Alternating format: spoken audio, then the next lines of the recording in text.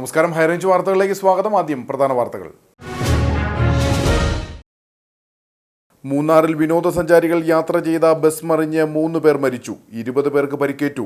അപകടത്തിൽപ്പെട്ടത് Tamil Nadu Nagercoil Scott Christian കോളേജിലെ വിദ്യാർത്ഥി സംഘം സഞ്ചരിച്ചിരുന്ന ബസ്. ജനവാസ മേഖലകളിലേക്ക് തുടർച്ചയായി കാട്ടാനകൾ ഇറങ്ങുന്നത് നിയന്ത്രിക്കാൻ ഊർജിത നടപടിയെടുക്കുമെന്ന് high range circle chief forest conservator RS Arun. ഇതിനായി 52 കോടി രൂപയുടെ പദ്ധതി ഉടൻ തന്നെ നടപ്പിലാക്കും. മനുഷ്യ വന്യജീവി സംഘർഷ ലഘൂകരണ രൂപരേഖയുടെ കരട് തയ്യാറാക്കി വരികയാണെന്നും ഉദ്യോഗസ്ഥർ. സംസ്ഥാന സർക്കാരിന്റെ ജനദ്രോഹ ബജറ്റിനെതിരെ KPCCയുടെ നിർദ്ദേശപ്രകാരം ജില്ലയിലെ വിവിധ കോൺഗ്രസ് മണ്ഡലം കമ്മിറ്റികളുടെ നേതൃത്വത്തിൽ വില്ലേജ് ഓഫീസുകൾക്ക് മുമ്പിൽ ധർണ നടത്തി. സാധാരണക്കാരനെ കുടിവെള്ളം പോലും കുടിക്കാൻ സമ്മതിക്കാത്ത സർക്കാരാണ് പിണറായിയുടേതെന്ന് UDF ജില്ലാ ചെയർമാൻ ജോയി വെട്ടിക്കുഴി. കേരള നെൽവയൽ തണ്ണീർത്തട സംരക്ഷണ നിയമപ്രകാരം വിജ്ഞാപനം ചെയ്യപ്പെടാത്ത ഭൂമിയിൽ വീട് നിർമ്മിക്കാൻ പെർമിറ്റ് നൽകുന്നത് സംബന്ധിച്ച് സർക്കാർ സർക്കുലർ പുറത്തിറക്കി. പുതിയ ഉത്തരവ് ഗുണം ചെയ്യുക ലൈഫ് ഭവന പദ്ധതിയിൽ ഉൾപ്പെട്ടിട്ടുള്ളതും വീടിന് അപേക്ഷ നൽകി കാത്തിരിക്കുന്ന ജില്ലയിലെ നിരവധി ആളുകൾക്കും.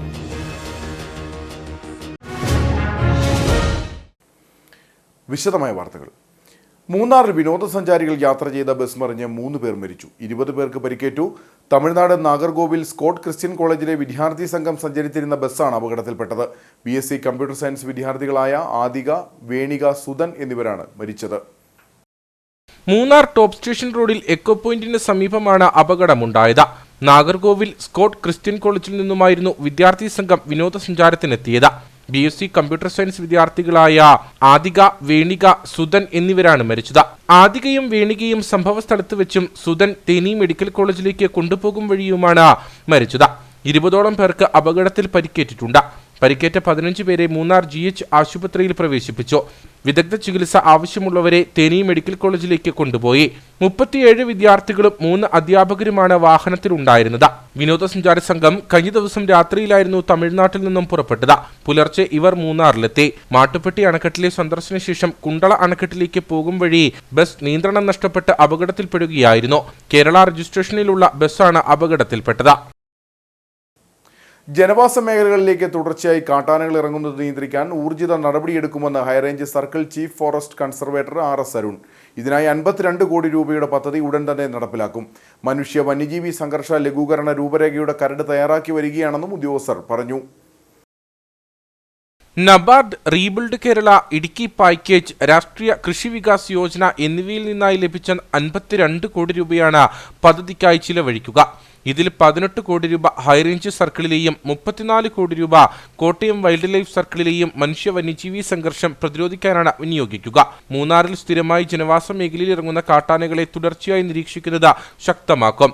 ആന ജനവാസ മേഖലയിൽ ഇറങ്ങിയാൽ കൃത്യമായി പൊതുജനങ്ങൾക്കും വിനോദസഞ്ചാരികൾക്കും മുന്നറിയിപ്പ് നൽകും. ജനവാസ മേഖലയിൽ ആനകൾ ഇറങ്ങിയാൽ വിനോദസഞ്ചാരികളടക്കമുള്ള യാത്രക്കാർക്ക് മുന്നറിയിപ്പ് നൽകുന്നതിന് വാൽപ്പാറ മാതൃകയിൽ റോഡരികിൽ ഡിസ്പ്ലേ ബോർഡുകളും ലൈറ്റുകളും സ്ഥാപിക്കുമെന്ന് high range circle chief forest conservator RS Arun പറഞ്ഞു. ഈ ജനവാസ മേഖലയിൽ നിരന്തരം കാണപ്പെടുന്ന കാട്ടാനകളുണ്ട്. അതിനെ തുടർച്ചയായി നിരീക്ഷിക്കുവാനും ആവശ്യമായ മുന്നറിയിപ്പ് യഥാസമയം വിനോദസഞ്ചാരികൾക്കും പൊതുജനങ്ങൾക്കും അറിയിക്കുന്നതിനുമായിട്ടുള്ള നടപടികൾ എടുത്തു വരുന്നുണ്ട്. അത് കൂടുതൽ ഊർജിതപ്പെടുത്തുന്നതാണ്. കാരണം ഇപ്പോഴത്തെ ഒരു കാലാവസ്ഥയിൽ ചൂട് കൂടുന്ന ഒരു അവസ്ഥയുണ്ട്. പിന്നെ കൂടാതെ ഒരു ആനയ്ക്ക് മതപ്പാടുള്ള അവസ്ഥയുണ്ട്. അപ്പം ഈ ഒരു സാഹചര്യത്തിൽ ഈ കണ്ടിന്യൂസ് മോണിറ്ററിങ്, കാരണം നമ്മൾ ഈ തരത്തിലുള്ള ഐഡന്റിഫൈ ചെയ്യുന്ന എലിഫൻസിനെ നമ്മൾ കണ്ടിന്യൂസ് മോണിറ്റർ ചെയ്യാനും അപ്പോൾ അത് ഈ വിവരങ്ങൾ നമുക്ക് യഥാസമയം ആ പ്രദേശത്തുള്ള ആളുകൾക്കും വിനോദസഞ്ചാരികൾക്കും നൽകുന്നതിനുള്ള നടപടികളാണ് നമ്മൾ ശക്തിപ്പെടുത്തുന്നത്. കാട്ടാന രാത്രികളിൽ എത്തുന്ന ലയങ്ങൾ, പാർപ്പിട സമുച്ചയങ്ങൾ, ആദിവാസി കുടികൾ എന്നിവിടങ്ങളിൽ പഞ്ചായത്തുമായി ചേർന്ന് ഹൈമാസ്റ്റ് ലൈറ്റ് സ്ഥാപിക്കും. ആനകൾ ഇറങ്ങിയാൽ പൊതുജനങ്ങൾക്ക് ഫോണിൽ മെസ്സേജ് ലഭിക്കുന്ന SMS അലർട്ട് സിസ്റ്റം കൂടുതൽ കാര്യക്ഷമമാക്കും. മതപ്പാടുള്ള പടയപ്പിയെ പോലുള്ള ആനകളെ തുടർ നിരീക്ഷണം നടത്തും. ആനകളെയും മറ്റു വന്യമൃഗങ്ങളെയും ബാധിക്കുന്ന രീതിയിലുള്ള മാലിന്യ നിക്ഷേപം, വഴിയരികിലെ അനധികൃതമായിട്ടുള്ള ഭക്ഷണശാലകൾ, കച്ചവട സ്ഥാപനങ്ങൾ എന്നിവയ്ക്കെതിരെ പഞ്ചായത്തിന്റെയും ജില്ലാ ഭരണകൂടത്തിന്റെയും മറ്റു വകുപ്പുകളുടെയും നേതൃത്വത്തിൽ പരിശോധിച്ച് നടപടിയെടുക്കാൻ നിർദ്ദേശം നൽകും. മൂന്നാർ കല്ലാറിൽ സ്ഥിരമായി ആനകളെത്തുന്ന പഞ്ചായത്തിന്റെ മാലിന്യ പ്ലാന്റിന് സമീപം സൗരോർജ്ജ തൂക്കുവേലി സ്ഥാപിക്കാനുള്ള നടപടി പുരോഗമിക്കുകയാണെന്നും ഉദ്യോഗസ്ഥർ പറഞ്ഞു. പിന്നെ മൂന്നാറിലെ കല്ലാറിൽ ടാറ്റയുടെ ഭൂമിയിൽ പ്രവർത്തിച്ചു വരുന്ന മൂന്നാർ പഞ്ചായത്തിന്റെ മാലിന്യ സംസ്കരണ യൂണിറ്റിൽ ആനകളെ പ്രതിരോധിക്കാനുള്ള സൗരോർജ്ജ തൂക്കുവേലിക്കുള്ള എസ്റ്റിമേറ്റ് തയ്യാറാക്കി കൊടുക്കാൻ പഞ്ചായത്ത് ആവശ്യപ്പെട്ടിരുന്നു. അപ്പോൾ ആ പ്രകാരം നമ്മൾ എസ്റ്റിമേറ്റ് പെട്ടെന്ന് തന്നെ തയ്യാറാക്കി കൊടുത്തിട്ടുണ്ട്. എത്രയും പെട്ടെന്ന് തന്നെ പഞ്ചായത്ത് വഴി അത് പ്രാവർത്തികമായി കഴിഞ്ഞാൽ അതിൻ്റെ ഗുണമെന്ന് പറഞ്ഞു കഴിഞ്ഞാൽ ഇത് പലപ്പോഴും ഈ കാട്ടാനകളെയും മറ്റു വന്യമൃഗങ്ങളെയും ഈ ഒരു മാലിന്യ സംസ്കരണ പ്ലാനിലേക്ക് ആവശ്യപ്പെടുന്നുണ്ട്. അപ്പോൾ അത് ഇല്ലാതായി കഴിഞ്ഞാൽ തന്നെ നമുക്ക് ഈ മൂന്നാർ ടൗൺ മേഖലയിലേക്ക് ഈ തരത്തിൽ ആനകളൊക്കെ വരുന്നത് കുറയ്ക്കാൻ സാധിക്കും. ഇത് പ്രാവർത്തികമായാൽ ആന മൂന്നാർ ടൗണിലെത്തുന്ന സാഹചര്യം ഒഴിവാകും. ജില്ലയിൽ 4 സ്ഥിരം റാപ്പിഡ് റെസ്പോൺസ് ടീമും 9 താൽക്കാലിക RRTയുമാണുള്ളത്. പലപ്പോഴും ഭൂപ്രകൃതിയുടെ പ്രത്യേകത കാരണം ആനകൾ ജനവാസ മേഖലയിൽ ഇറങ്ങിയാൽ അവർക്ക് ചെന്നെത്തുന്നതിന് 20 മുതൽ 30 മിനിറ്റ് വരെ താമസമുണ്ടാകാറുണ്ട്. അതിനാൽ പ്രദേശവാസികളായ വോളണ്ടിയർമാരെ ഉൾപ്പെടുത്തിയുള്ള പ്രൈമറി റെസ്പോൺസ് ടീമിന് പരിശീലനം നൽകും. മൂന്നാറിൽ 8 പ്രൈമറി റെസ്പോൺസ് ടീം നിലവിലുണ്ട്. ഇവ ശക്തിപ്പെടുത്തും. മാങ്കുളത്ത് പരീക്ഷണാടിസ്ഥാനത്തിൽ സ്ഥാപിച്ച AI ക്യാമറ നിരീക്ഷണ സംവിധാനം മറ്റിടങ്ങളിലേക്കും വ്യാപിപ്പിക്കും. മനുഷ്യ വന്യജീവി സംഘർഷ ലഘൂകരണ രൂപരേഖയുടെ കരട് തയ്യാറാക്കി വരികയാണെന്നും high range circle chief forest conservator RS Arun, wild life chief forest conservator PP Pramod എന്നിവർ അറിയിച്ചു. സാധാരണക്കാരനെ കുടിവെള്ളം പോലും കുടിക്കാൻ സമ്മതിക്കാത്ത സർക്കാരാണ് പിണറായിയുടേതെന്ന് UDF ജില്ലാ ചെയർമാൻ ജോയി വെട്ടിക്കുഴി. കോൺഗ്രസ് കട്ടപ്പന മണ്ഡലം കമ്മിറ്റിയുടെ നേതൃത്വത്തിൽ കട്ടപ്പന വില്ലേജ് ഓഫീസിന് മുന്നിൽ നടത്തിയ ധർണ ഉദ്ഘാടനം ചെയ്ത് സംസാരിക്കുകയായിരുന്നു അദ്ദേഹം. സംസ്ഥാന സർക്കാർ നിയമസഭയിൽ അവതരിപ്പിച്ച ബജറ്റിലെ ജനവിരുദ്ധ നയങ്ങൾക്കെതിരെയും നികുതി കൊള്ളയ്ക്കെതിരെയും KPCCയുടെ ആഹ്വാനപ്രകാരം കോൺഗ്രസ് കട്ടപ്പന മണ്ഡലം കമ്മിറ്റിയുടെ നേതൃത്വത്തിലാണ് കട്ടപ്പന വില്ലേജ് ഓഫീസിന് മുൻപിൽ ധർണ സംഘടിപ്പിച്ചത്. കട്ടപ്പന നഗരസഭാ മൈതാനിയിൽ നിന്നും പ്രകടനമായാണ് പ്രവർത്തകർ വില്ലേജ് ഓഫീസിന് മുൻപിലേക്ക് എത്തിയത്.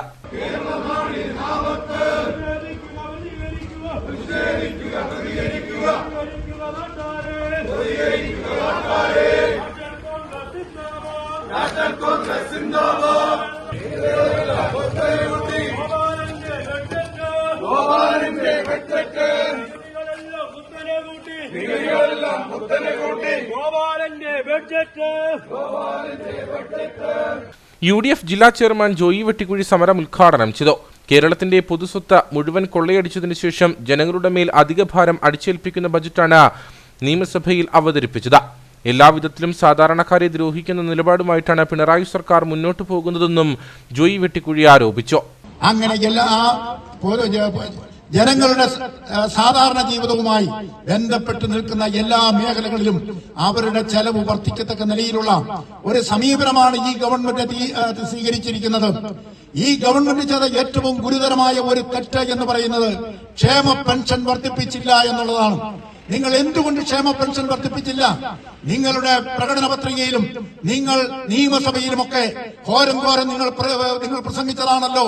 1600 രൂപയിൽ നിന്നും 2500 രൂപയാക്കി നിങ്ങൾ ക്ഷേമ പെൻഷൻ വർദ്ധിപ്പിക്കുമെന്ന് പറഞ്ഞിട്ട് നിങ്ങൾ എന്തുകൊണ്ടാണ് ക്ഷേമ പെൻഷൻ നിങ്ങൾ വർദ്ധിപ്പിക്കാത്തത് എന്ന് നിങ്ങൾ ജനങ്ങളോട് നിങ്ങൾ മാപ്പ് പറയണം. കോൺഗ്രസ് മണ്ഡലം പ്രസിഡന്റ് സിജു ചക്കുമൂട്ടിൽ അധ്യക്ഷനായിരുന്നു. KPCC സെക്രട്ടറി തോമസ് രാജൻ മുഖ്യപ്രഭാഷണം നടത്തി. DCC general secretary advocate KJ Benny, block president Thomas Michael, Joy Anathottam, Jose Muthanatta, Shaji Vellamakkal, Sibi Parappayi, Jessy Benny, Sajimol Shaji, Aibimol Rajan, Sonia GB തുടങ്ങിയവർ സംസാരിച്ചു. നിരവധി പ്രവർത്തകരും ധർണയിൽ പങ്കെടുത്തു. കേരള നെൽവയൽ തണ്ണീർത്തട സംരക്ഷണ നിയമപ്രകാരം വിജ്ഞാപനം ചെയ്യപ്പെടാത്ത ഭൂമിയിൽ വീട് നിർമ്മിക്കാൻ പെർമിറ്റ് നൽകുന്നത് സംബന്ധിച്ച് സർക്കാർ സർക്കുലർ പുറത്തിറക്കി. ലൈഫ് ഭവന പദ്ധതിയിൽ ഉൾപ്പെട്ടിട്ടുള്ളതും വീടിന് അപേക്ഷ നൽകി കാത്തിരിക്കുന്ന ജില്ലയിലെ നിരവധി ആളുകൾക്കും പുതിയ ഉത്തരവ് ഗുണം ചെയ്യും. 2018 നിയമപ്രകാരം നിലം ഇനത്തിൽപ്പെട്ട 4.46 വിസ്തൃതിയുള്ള ഭൂമിയിൽ 12,091.67 ചതുരശ്രയടി വിസ്തീർണമുള്ള വീട് നിർമ്മിക്കാനും പരമാവധി 2.26 വിസ്തൃതിയുള്ള ഭൂമിയിൽ 430.56 ചതുരശ്ര അടി വരെ വിസ്തീർണമുള്ള വാണിജ്യ കെട്ടിടത്തിന്റെ നിർമ്മാണത്തിനും ഭൂമി തരംമാറ്റ അനുമതി ആവശ്യമില്ലെന്ന് സർക്കുലർ വ്യക്തമാക്കുന്നു. ഈ ഒഴിവാക്കൽ ഒരിക്കൽ മാത്രമേ അനുവദിക്കാൻ പാടുള്ളൂവെന്ന നിർദ്ദേശവും സർക്കാർ നൽകിയിട്ടുണ്ട്. ഇളവ് ലഭിക്കുന്ന ഭൂമിക്ക് റവന്യൂ രേഖകളിൽ തരം മാറ്റം, സ്വഭാവ വ്യതിയാനം വരുത്തേണ്ടതുണ്ടെങ്കിൽ അപേക്ഷകർ ചട്ടപ്രകാരമുള്ള ഫീസ് അടയ്ക്കണം. റവന്യൂ ഉദ്യോഗസ്ഥർ ഇത്തരത്തിലുള്ള അപേക്ഷകൾ അനുവദിക്കാത്തതിനാൽ 2018 നെൽവയൽ തണ്ണീർത്തട നിയമത്തിൽ ഭേദഗതി വരുത്തിയതിന്റെ ആനുകൂല്യം ജനങ്ങൾക്ക് കിട്ടുന്നില്ലെന്ന് സർക്കാർ വ്യക്തമാക്കുന്നു. ഇതുമൂലം ലൈഫ് ഗുണഭോക്താക്കൾ ഉൾപ്പെടെ ബുദ്ധിമുട്ടുന്നു. തദ്ദേശ സ്ഥാപനങ്ങളിൽ ഈ ആനുകൂല്യം ലഭ്യമായ എല്ലാ അപേക്ഷകളും ഫെബ്രുവരി 28 മുൻപായി തീർപ്പാക്കണമെന്നും ഇതിനായി ഫെബ്രുവരി 27, 28 തീയതികളിൽ അദാലത്തുകൾ സംഘടിപ്പിക്കണമെന്നും സർക്കുലറിൽ നിർദ്ദേശിച്ചിട്ടുണ്ട്.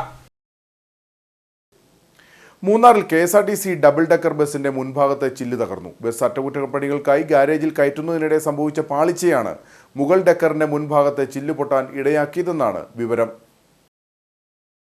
മൂന്നാർ മുതൽ ആണിയിറങ്കൽ വരെ വിനോദസഞ്ചാരികളുമായി സർവീസ് നടത്താനെത്തിച്ച ഡബിൾ ഡെക്കർ ബസിന്റെ സർവീസ് ഇതിനോടകം വലിയ സ്വീകാര്യത നേടിയിട്ടുണ്ട്.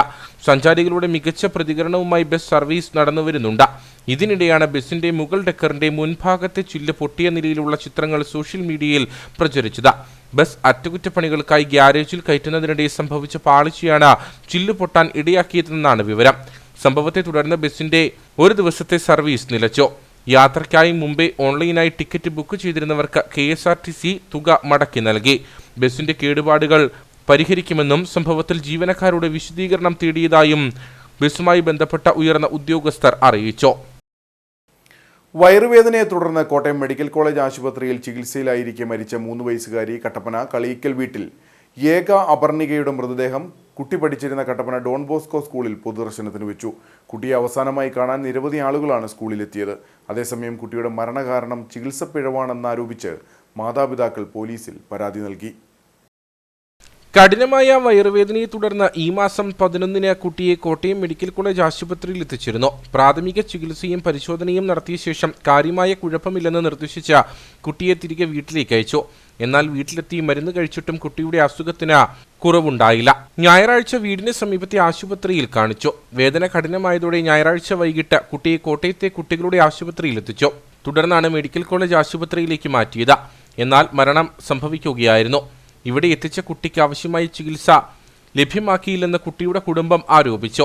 മരണകാരണം ചികിത്സാ പിഴവെന്ന് ആരോപിച്ച് ബന്ധുക്കളും രംഗത്തെത്തി. കട്ടപ്പന ഡോൺ ബോസ്കോ സ്കൂളിൽ pre-KG വിദ്യാർത്ഥിയായിരുന്നു ഏക അപർണിക. സ്കൂൾ അങ്കണത്തിൽ എത്തിച്ച കുട്ടിയുടെ മൃതശരീരം അവസാനമായി കാണുവാൻ നിരവധി ആളുകളാണ് സ്കൂളിലെത്തിയത്. ഞങ്ങൾ നിങ്ങളോടൊപ്പമുണ്ട്, നിങ്ങളുടെ വേദനയിൽ ഞങ്ങൾ പങ്കുചേരുന്നു എന്ന ഉറപ്പ് നൽകുന്നു. ഈ കുഞ്ഞിന്റെ നഷ്ടം ഞങ്ങളെല്ലാവരുടെയും നഷ്ടമാണ്. ഇവിടെ ഞങ്ങൾ സ്വന്തമായിട്ടാണ് കരുതിയിരുന്നത്. അതുകൊണ്ട് തീർച്ചയായും ഈ കുഞ്ഞ് നമ്മൾ വിട പറഞ്ഞപ്പോൾ നമ്മുടെ ജീവന്റെ ഒരു അംശമാണ് നമുക്ക് നഷ്ടമായിരിക്കുന്നത്. രാഷ്ട്രീയ സാമൂഹിക രംഗത്തെ പ്രമുഖരും കുഞ്ഞിന് അന്തിമോപചാരം അർപ്പിക്കുവാനായി സ്കൂളിൽ എത്തിയിരുന്നു. മരുന്നും ഡോക്ടർമാരും ഇല്ലാതായതോടെ ഉടുമ്പൻചോല കുടുംബാരോഗ്യ കേന്ദ്രത്തിന്റെ പ്രവർത്തനം പ്രതിസന്ധിയിൽ. ആശുപത്രിയുടെ പ്രവർത്തനം കാര്യക്ഷമമാക്കണമെന്നാവശ്യപ്പെട്ട് കോൺഗ്രസ് പ്രവർത്തകർ ധർണ നടത്തി.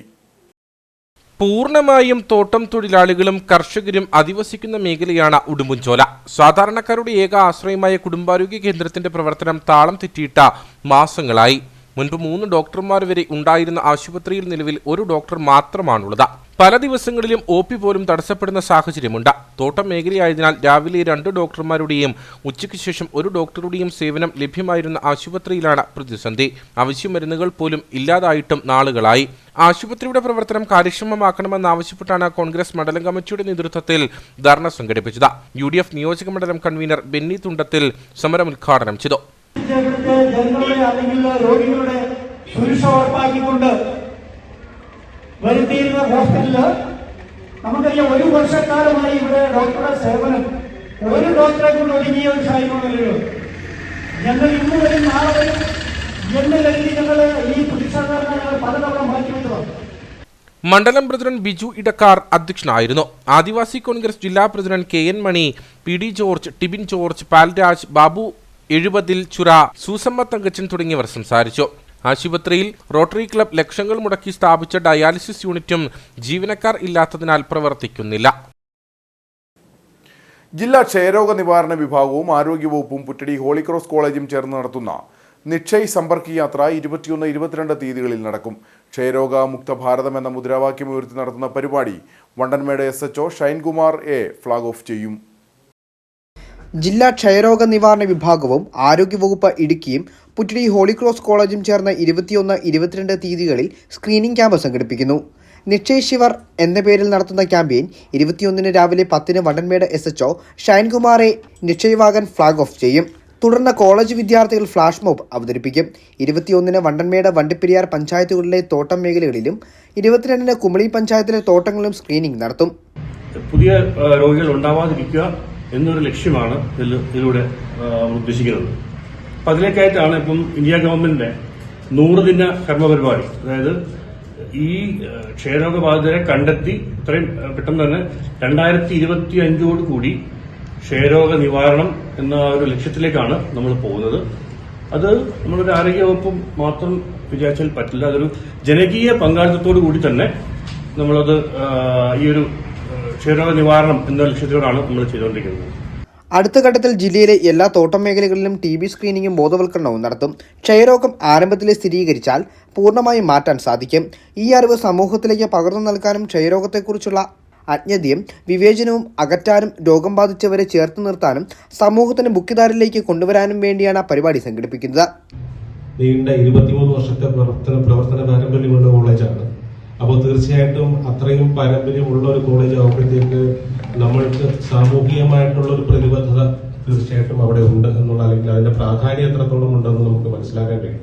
അപ്പൊ അതുമായിട്ട് ബന്ധപ്പെട്ടാണ് നമ്മൾ ഇങ്ങനൊരു പ്രോഗ്രാമുമായിട്ട്, അല്ലെങ്കിൽ ഈ ഒരു പ്രോഗ്രാമിന്റെ ആവശ്യകതയെക്കുറിച്ചും അല്ലെങ്കിൽ അതിന്റെ അതുവഴി നമ്മൾ കുട്ടികളിലേക്കുള്ള ഒരു സാമൂഹ്യ ബോധം ഉണ്ടാകുന്നതിനെ കുറിച്ചൊക്കെ ആയിട്ട് ചിന്തിക്കുകയും അതോടനുബന്ധിച്ച് നമ്മൾ ഡോക്ടർ ആശിഷ് മോഹനെ കണ്ട് സംസാരിക്കുകയൊക്കെ ചെയ്തു. അദ്ദേഹം നമുക്ക് പിന്തുണ നൽകി. കേന്ദ്ര സംസ്ഥാന സർക്കാരുകൾ പൊതുജന പങ്കാളിത്തത്തോടെയാണ് പരിപാടി നടപ്പിലാക്കുന്നത്. ക്യാമ്പയിനിൽ ക്ഷയരോഗത്തിന് പുറമെ ജീവിതശൈലി രോഗങ്ങൾ, മറ്റ് അനുബന്ധ രോഗങ്ങൾ എന്നിവയ്ക്കുള്ള പരിശോധനയും നടത്തും.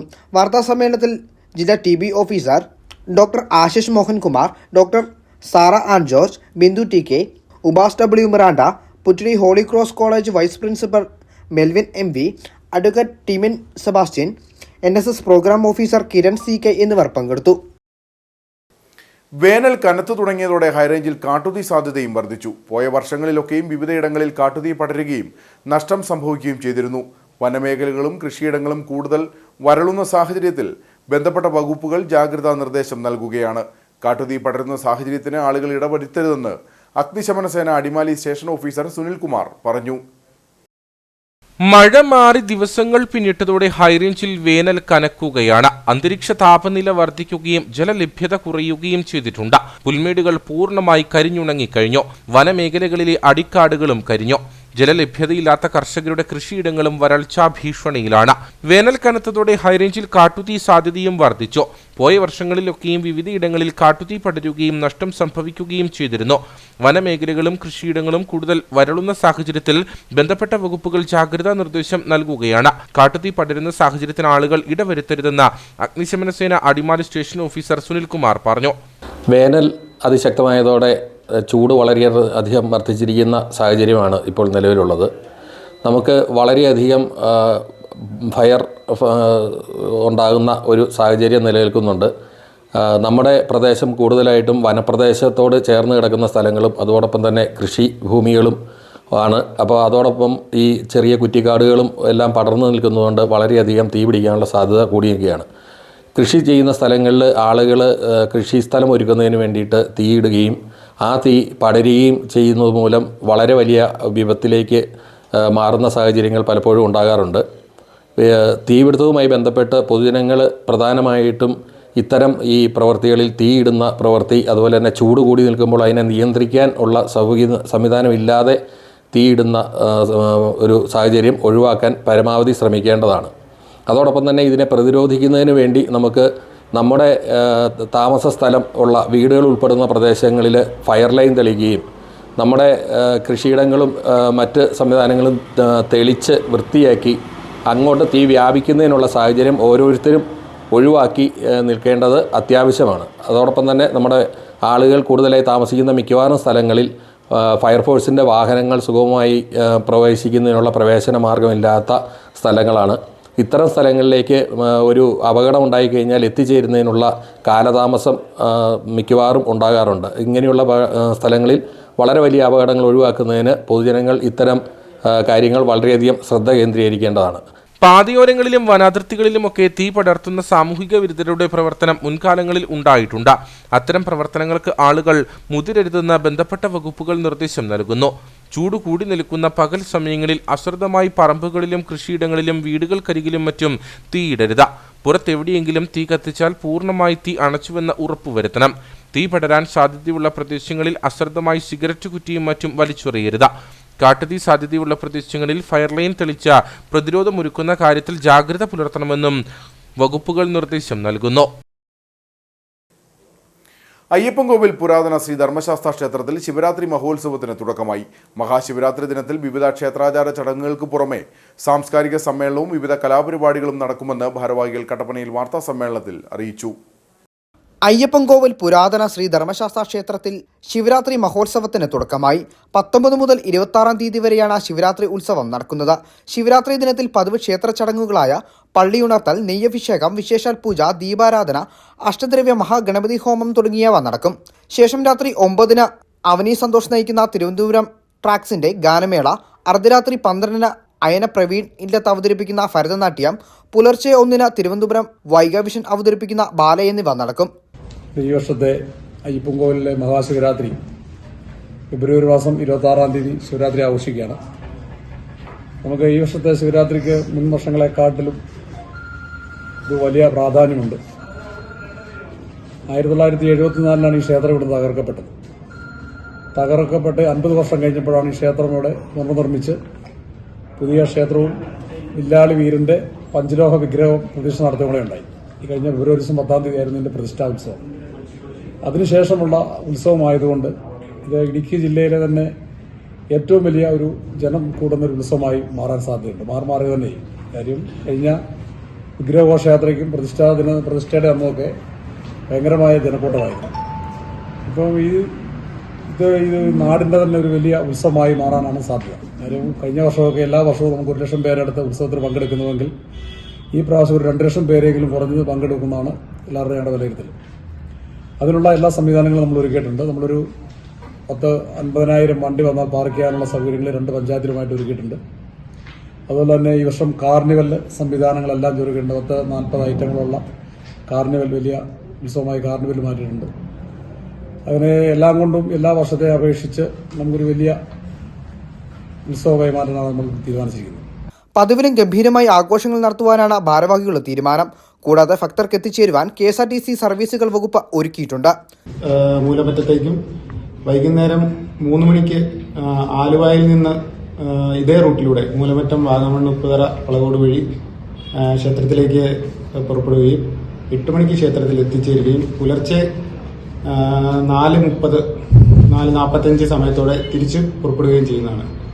അപ്പം നമുക്ക് ആ മേഖലയിൽ നിന്നുള്ള ആൾക്കാർക്ക് വേണ്ടി കേരള ട്രാൻസ്പോർട്ട് കോർപ്പറേഷന്റെ ഒരു സഹകരണം നമുക്കുണ്ടായിട്ടുണ്ട്. പതിവിലും വിപുലമായ അമ്യൂസ്മെന്റ് പാർക്ക് ഇക്കൊല്ലത്തെ ശിവരാത്രി ഉത്സവത്തിന്റെ പ്രത്യേകതയാണ്. വാർത്താ സമ്മേളനത്തിൽ president KA Shaji Kanniyiletha, secretary MS Prashanth Manamuzhiyil, chairman Saji Kalathil Vadakkethil, coordinator Gopinathan തീമ്പള്ളിക്കുന്നേൽ തുടങ്ങിയവർ പങ്കെടുത്തു. സംസ്ഥാന ബജറ്റിലെ ജനദ്രോഹ നിർദ്ദേശങ്ങൾക്കെതിരെ കോൺഗ്രസ് അയ്യപ്പൻകോവിൽ മണ്ഡലം കമ്മിറ്റിയുടെ നേതൃത്വത്തിൽ വില്ലേജ് ഓഫീസ് ഉപരോധം സംഘടിപ്പിച്ചു. DCC സെക്രട്ടറി PR അയ്യപ്പൻ പരിപാടി ഉദ്ഘാടനം ചെയ്തു. സംസ്ഥാന ബജറ്റിലെ ജനദ്രോഹ നിർദ്ദേശങ്ങൾക്കെതിരെയും ഭൂനികുതി 50% വർദ്ധിപ്പിച്ചതിനെതിരെയുമാണ് കോൺഗ്രസ് അയ്യപ്പൻകോവിൽ മണ്ഡലം കമ്മിറ്റിയുടെ നേതൃത്വത്തിൽ വില്ലേജ് ഓഫീസ് ഉപരോധിച്ചത്. പിണറായി സർക്കാർ ജനങ്ങളെ ദ്രോഹിക്കുന്ന നടപടിയാണ് എല്ലായ്പ്പോഴും സ്വീകരിക്കുന്നത്. ഇതിനെതിരെ ജനങ്ങൾ ശക്തമായി പ്രതികരിക്കണമെന്ന സമരം ഉദ്ഘാടനം ചെയ്തുകൊണ്ട് DCC സെക്രട്ടറി PR അയ്യപ്പൻ പറഞ്ഞു. 240 പരം കുടുംബങ്ങൾക്ക് ഒരു മാസം കൊടുക്കുന്നത് എന്ന് പറയുന്നത് 300 രൂപ വെച്ച് ദിവസം കൊടുക്കുക. 300 രൂപ വെച്ച് ഒരു ദിവസം കൊടുത്താൽ ഒരു കുടുംബത്തിന് എങ്ങനെ ജീവിക്കാൻ പറ്റും? ഈ പിണറായി വിജയനും അദ്ദേഹത്തിന് കുടുംബമില്ലേ? അദ്ദേഹത്തിന്റെ വീട്ടിൽ നിത്യോപയോഗ സാധനങ്ങൾ വാങ്ങിക്കുന്നതല്ലേ? അദ്ദേഹത്തിന് മന്ത്രിമാരില്ലേ? അവരുടെ വീട്ടിലൊക്കെ നിത്യോപയോഗ സാധനങ്ങൾ വാങ്ങിച്ചല്ലേ ഭക്ഷണം കഴിക്കുന്നത്? ആ 300 രൂപ കൊണ്ട് ഒരു കുടുംബത്തിന്, അത് 5ഉം 6ഉം അംഗങ്ങളുള്ള ഒരു കുടുംബത്തിന് എങ്ങനെ ജീവിക്കുവാൻ പറ്റും? ഇത്ര വലിയ ദുരന്തമുണ്ടായി.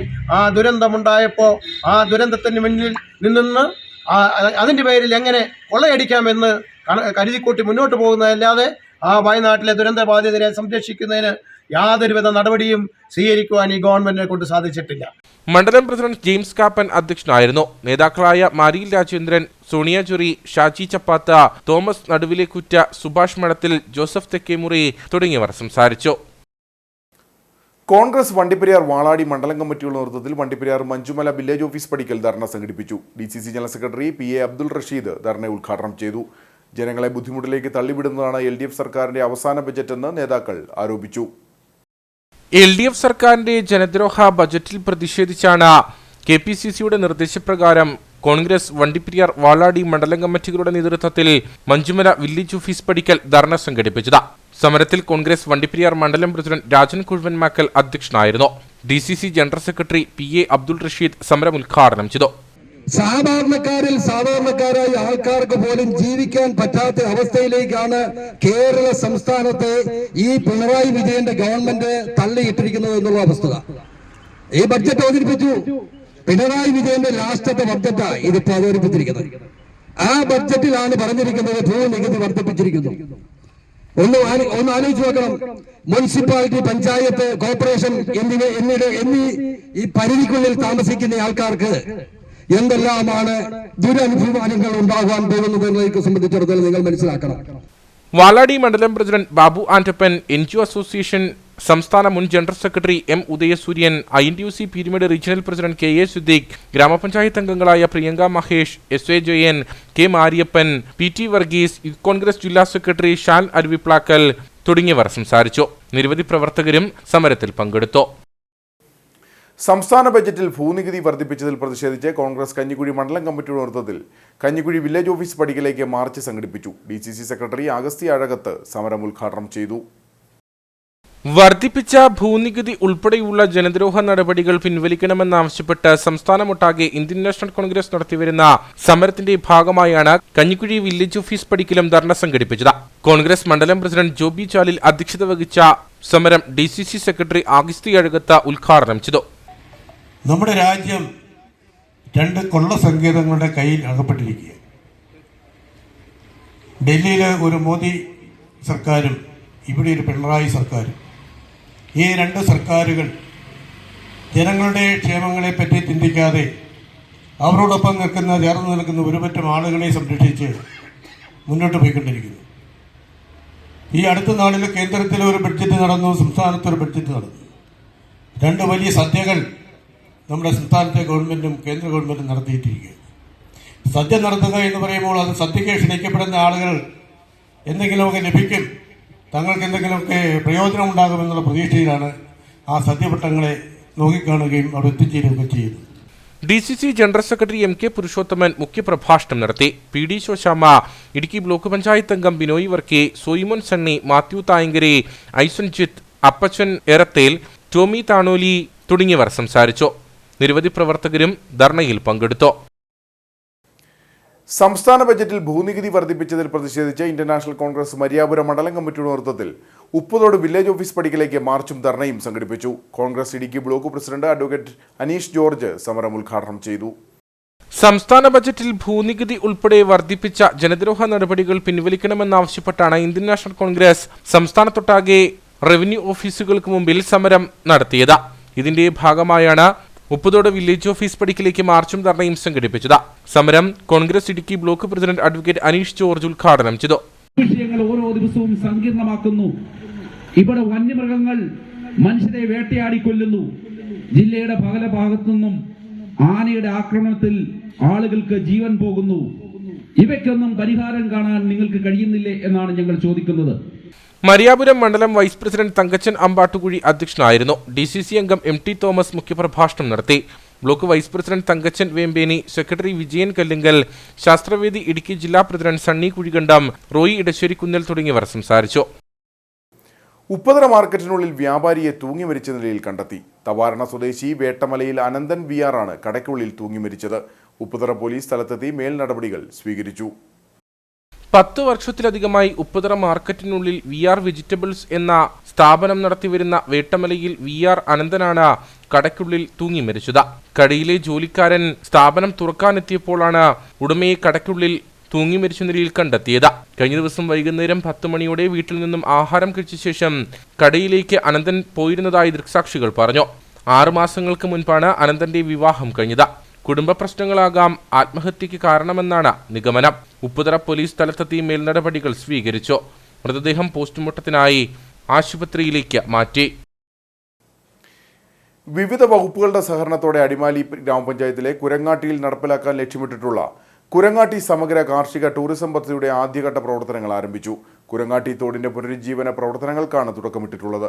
ജലസേന വകുപ്പ് വകയിരുത്തിയിട്ടുള്ള തുക വിനിയോഗിച്ചാണ് ഇപ്പോഴത്തെ പ്രവർത്തനങ്ങൾ നടക്കുന്നത്.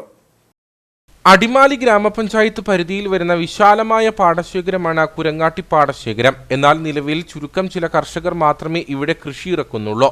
കുരങ്ങാട്ടിയുടെ നഷ്ടമായ കാർഷിക സമൃദ്ധി തിരികെ പിടിക്കുന്നതിനൊപ്പം പ്രദേശത്തിന്റെ ടൂറിസം സാധ്യതകളെ കൂടി പ്രയോജനപ്പെടുത്താൻ ലക്ഷ്യമിട്ടാണ് വിവിധ വകുപ്പുകളുടെ സഹകരണത്തോടെ കുരങ്ങാട്ടി സമഗ്ര കാർഷിക ടൂറിസം പദ്ധതി നടപ്പിലാക്കാൻ ലക്ഷ്യമിട്ടിട്ടുള്ളത്. ഇതുമായി ബന്ധപ്പെട്ട ആദ്യഘട്ട പ്രവർത്തനങ്ങൾക്ക് തുടക്കം കുറിച്ചു. കുരങ്ങാട്ടി തോടിന്റെ പുനരുജ്ജീവന പ്രവർത്തനങ്ങളാണ് ആരംഭിച്ചിട്ടുള്ളത്. ജലസേചന വകുപ്പ് വകയിരുത്തിയിട്ടുള്ള തുക വിനിയോഗിച്ചാണ് ഇപ്പോഴത്തെ പ്രവർത്തനങ്ങൾ നടക്കുന്നതെന്ന് ഗ്രാമപഞ്ചായത്ത് അംഗം CD ഷാജി പറഞ്ഞു. കുരങ്ങാട്ടി മേഖലയെ സമഗ്രമായി വികസിപ്പിക്കുന്നതും അടിമാലി പഞ്ചായത്തിനെ പ്രധാനപ്പെട്ട ടൂറിസ്റ്റ് കേന്ദ്രമാക്കി മാറ്റുന്നതിനുമായിട്ടുള്ള കൃഷി അധിഷ്ഠിത ടൂറിസം പദ്ധതിയുടെ തുടക്കം കുറിക്കുകയും അത് ഊർജിതമായി മുന്നോട്ട് പോവുകയും ചെയ്യുകയാണ്. കോടിക്കണക്കിന് രൂപ മുതൽ മുടക്കി വിവിധ ഡിപ്പാർട്ട്മെൻറ്റുകളെ ഏകോപിപ്പിച്ചുകൊണ്ടാണ് ഈ പദ്ധതി പൂർത്തിയാകാൻ വേണ്ടി പോകുന്നത്.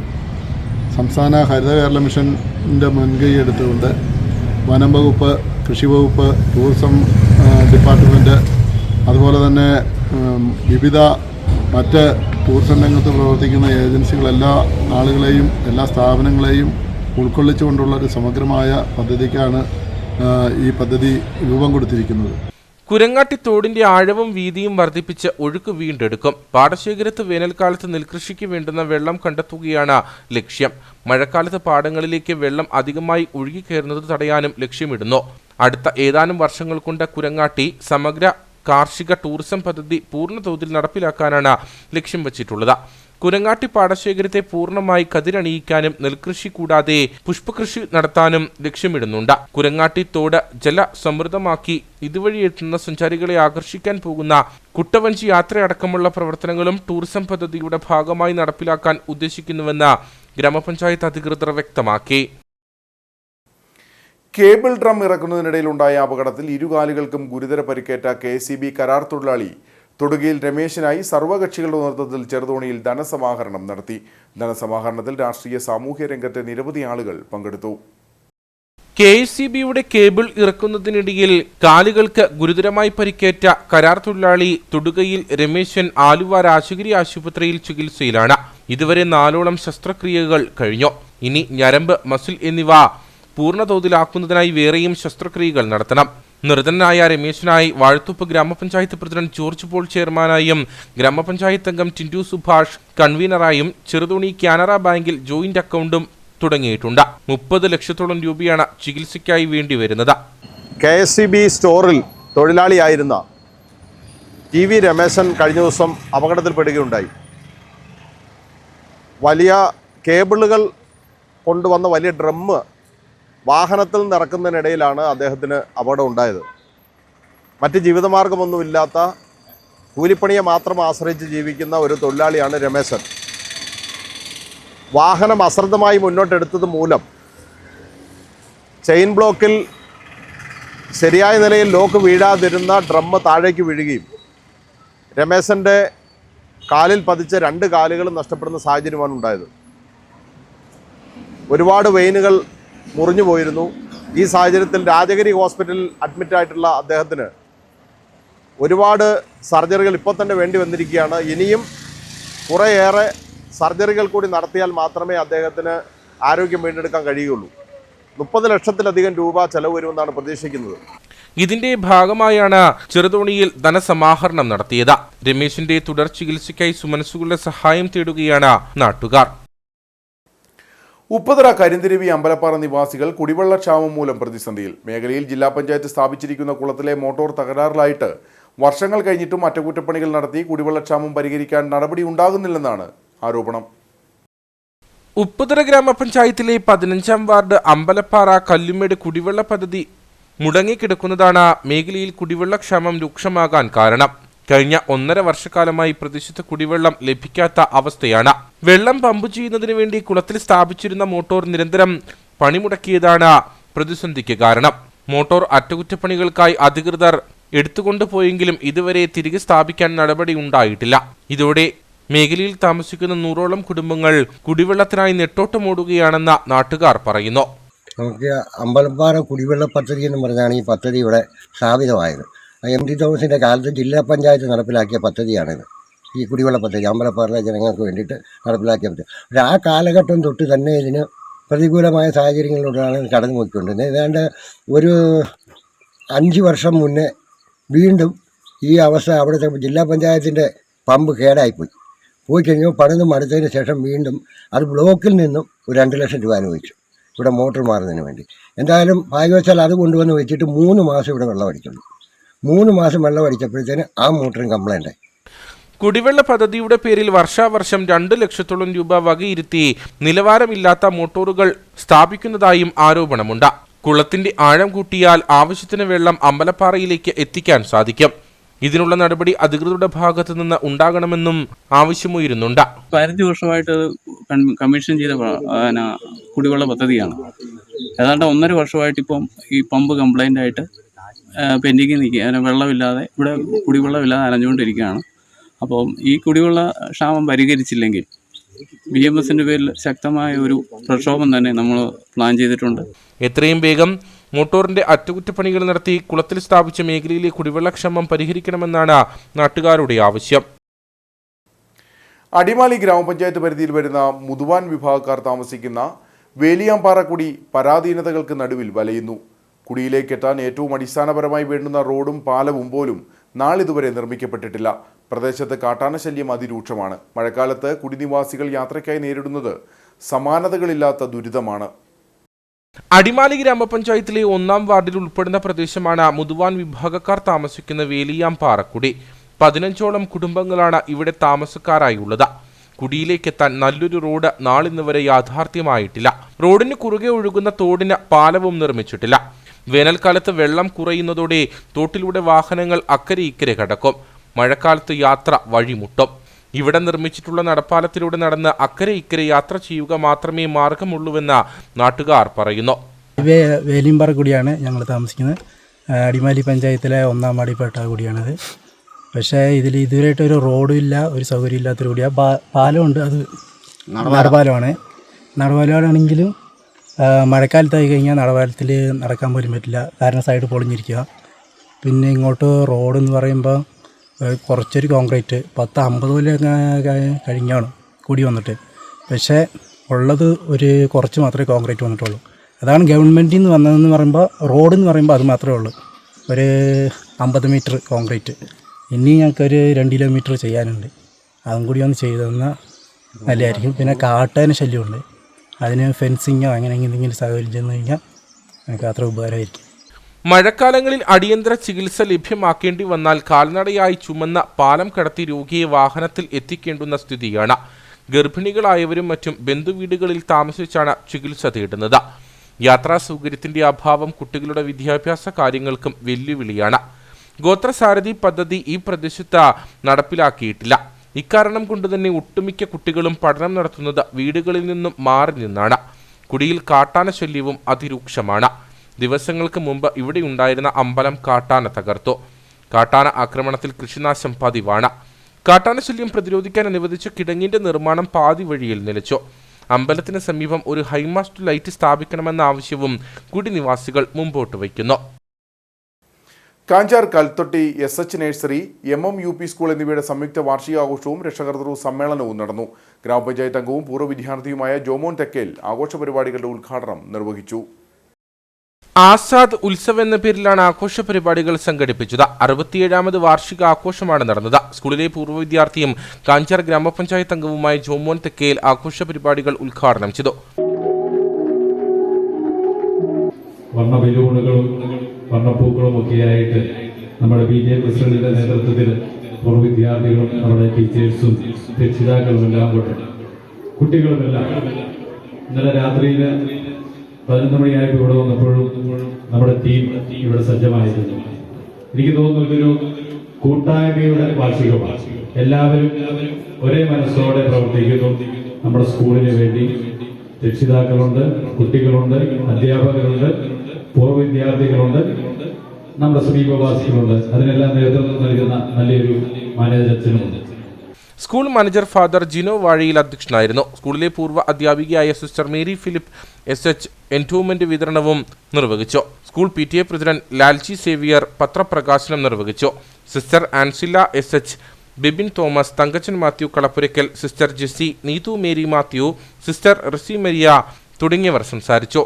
തുടർന്ന് സമ്മാനദാനവും കുട്ടികളുടെ വിവിധ കലാപരിപാടികളും നടന്നു. മുനിയറ ശ്രീ മഹാദേവ ക്ഷേത്രത്തിൽ മഹാശിവരാത്രി മഹോത്സവത്തിന് തുടക്കമായി. ഫെബ്രുവരി 26-ന് ആറാട്ടോടുകൂടി ഉത്സവം സമാപിക്കും.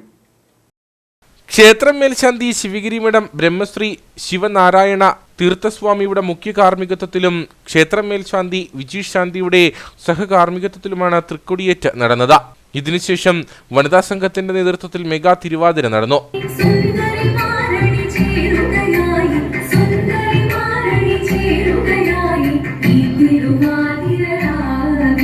24-ാം തീയതി തിങ്കളാഴ്ച മുനിയറ ടൗണിൽ നിന്ന് ക്ഷേത്രസന്നിധിയിലേക്ക് ബാല താലപ്പൊലി ഘോഷയാത്ര നടക്കും. 8-ാം ദിവസമായ ചൊവ്വാഴ്ച വൈകിട്ട് 6:30-ന് താലപ്പൊലി ഘോഷയാത്രയും സിനിമാറ്റിക് ഡാൻസും അരങ്ങേറും. ആറാട്ട് മഹോത്സവം 26-ന് നടക്കും. ക്ഷേത്രം ഭാരവാഹികളായ സുഭാഷ് തോപ്പിൽ, സജി മുട്ടത്തുകുന്നേൽ, അജി ഇടശ്ശേരി താഴ്ത്ത തുടങ്ങിയവർ ആഘോഷ പരിപാടികൾക്ക് നേതൃത്വം നൽകും. ഇനി നേർക്കാഴ്ചയിലേക്ക്.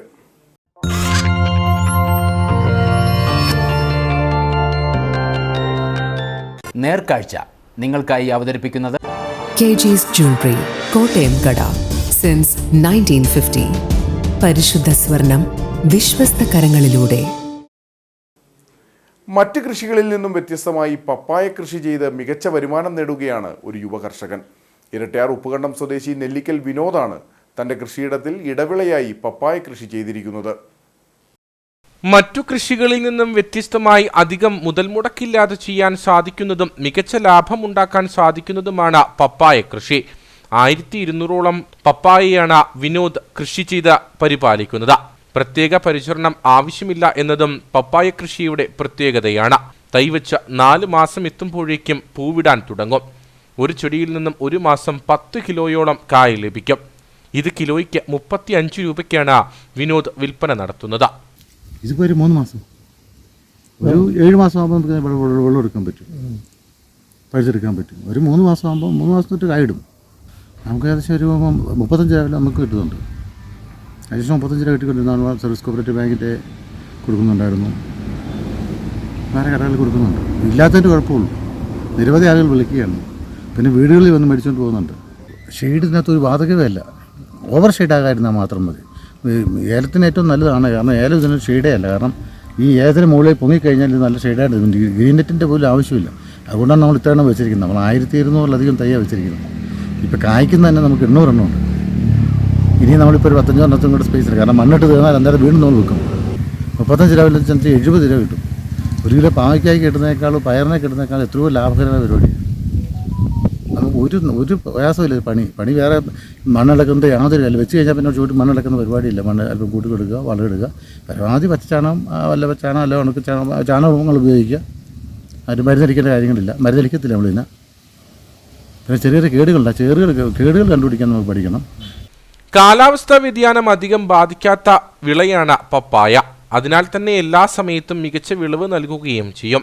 തായ്ലൻഡിനുമായ റെഡ് ലേഡി ഹൈബ്രിഡിനെയാണ് വിനോദ് തിരഞ്ഞെടുത്തിരിക്കുന്നത്. ഏലച്ചെടികൾക്കിടയിലാണ് പ്രധാനമായും പപ്പായ കൃഷി ചെയ്തിരിക്കുന്നത്. അതുകൊണ്ട് തന്നെ കടുത്ത വേനലിൽ മികച്ച ഷെയ്ഡും ഏലത്തിന് ലഭിക്കും.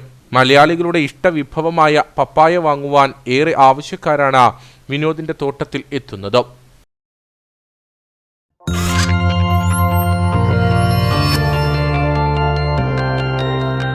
നേർക്കാഴ്ച നിങ്ങൾക്കായി അവതരിപ്പിച്ചത് KG's Jewelry, കോട്ടയം കട. സിൻസ് 1950. പരിശുദ്ധ സ്വർണം വിശ്വസ്ത കരങ്ങളിലൂടെ. ഇനി കമ്പോളം.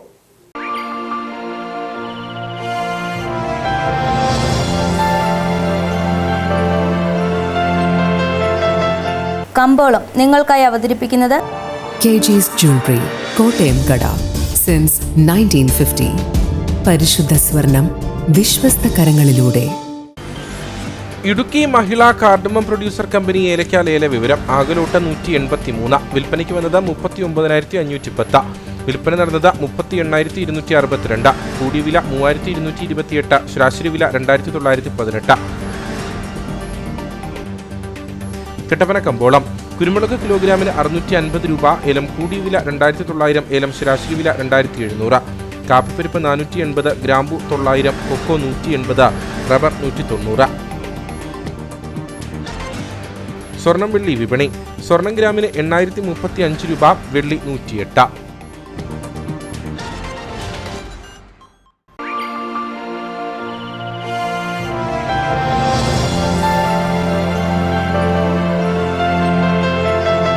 കമ്പോളം നിങ്ങൾക്കായി അവതരിപ്പിച്ചത് KG's Jewelry, കോട്ടയം കട. സിൻസ് 1950. പരിശുദ്ധ സ്വർണം വിശ്വസ്ത കരങ്ങളിലൂടെ. പ്രധാന വാർത്തകൾ ഒരിക്കൽ കൂടി. മൂന്നാറിൽ വിനോദസഞ്ചാരികൾ യാത്ര ചെയ്ത ബസ് മറിഞ്ഞ് 3 പേർ മരിച്ചു. 20 പേർക്ക് പരിക്കേറ്റു. അപകടത്തിൽപ്പെട്ടത് തമിഴ്നാട് നാഗർകോവിൽ സ്കോട്ട് ക്രിസ്ത്യൻ കോളേജിലെ വിദ്യാർത്ഥി സംഘം സഞ്ചരിച്ചിരുന്ന ബസ്. ജനവാസ മേഖലകളിലേക്ക് തുടർച്ചയായി കാട്ടാനകൾ ഇറങ്ങുന്നത് നിയന്ത്രിക്കാൻ ഊർജിത നടപടിയെടുക്കുമെന്ന് high range circle chief forest conservator RS Arun. ഇതിനായി 52 കോടി രൂപയുടെ പദ്ധതി ഉടൻ തന്നെ നടപ്പിലാക്കും. മനുഷ്യ വന്യജീവി സംഘർഷ ലഘൂകരണ രൂപരേഖയുടെ കരട് തയ്യാറാക്കി വരികയാണെന്നും ഉദ്യോഗസ്ഥർ. സംസ്ഥാന സർക്കാരിന്റെ ജനദ്രോഹ ബജറ്റിനെതിരെ KPCCയുടെ നിർദ്ദേശപ്രകാരം ജില്ലയിലെ വിവിധ കോൺഗ്രസ് മണ്ഡലം കമ്മിറ്റികളുടെ നേതൃത്വത്തിൽ വില്ലേജ് ഓഫീസുകൾക്ക് മുമ്പിൽ ധർണ നടത്തി. സാധാരണക്കാരനെ കുടിവെള്ളം പോലും കുടിക്കാൻ സമ്മതിക്കാത്ത സർക്കാരാണ് പിണറായിയുടേതെന്ന് UDF ജില്ലാ ചെയർമാൻ ജോയി വെട്ടിക്കുഴി. കേരള നെൽവയൽ തണ്ണീർത്തട സംരക്ഷണ നിയമപ്രകാരം വിജ്ഞാപനം ചെയ്യപ്പെടാത്ത ഭൂമിയിൽ വീട് നിർമ്മിക്കാൻ പെർമിറ്റ് നൽകുന്നത് സംബന്ധിച്ച് സർക്കാർ സർക്കുലർ പുറത്തിറക്കി. പുതിയ ഉത്തരവ് ഗുണം ചെയ്യുക ലൈഫ് ഭവന പദ്ധതിയിൽ ഉൾപ്പെട്ടിട്ടുള്ളതും വീടിന് അപേക്ഷ നൽകി കാത്തിരിക്കുന്ന ജില്ലയിലെ നിരവധി ആളുകൾക്കും.